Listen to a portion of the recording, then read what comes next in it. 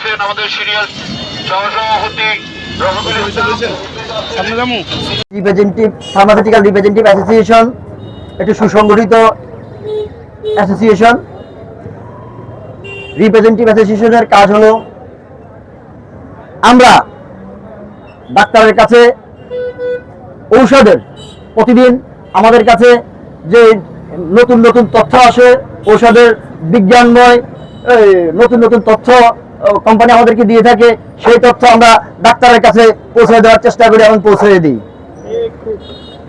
এই তথ্য পৌঁছাতে গিয়ে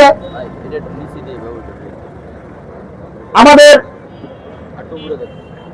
কলিগ ভাইরা বিভিন্ন সময় বিভিন্নভাবে হস্তব্যস্ত হচ্ছে। এর প্রতিবাদে আজ আমরা এখানে দাঁড়িয়েছি এবং সারা বাংলাদেশে কেন্দ্রীয়ভাবে একই সাথে একই যুগে আমরা মানববন্ধন করে যাচ্ছি।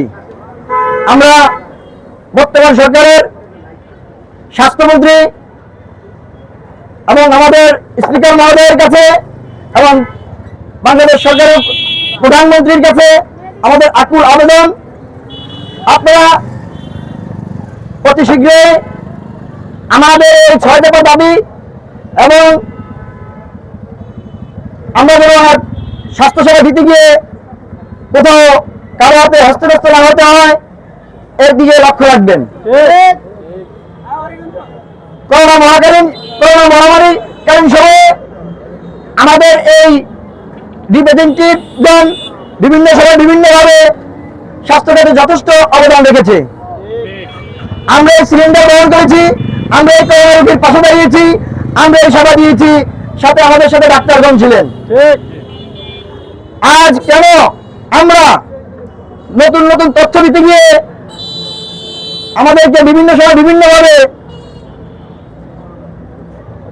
অপপ্রচার দিয়ে আমাদের কাজে বাধাদান করা হচ্ছে? এরই প্রতিবাদে আমরা আজ এখানে দাঁড়িয়েছি। আমরা এর উপযুক্ত বিচার চাচ্ছি। আর কোনো ভাই যেন স্বাস্থ্যসেবা দিতে গিয়ে কোথাও হেনস্থাপন্ন না হন, সেদিকে দৃষ্টি আকর্ষণ করার জন্য বাংলাদেশ সরকারের স্বাস্থ্যমন্ত্রীর প্রতি আমাদের বিশেষ আবেদন।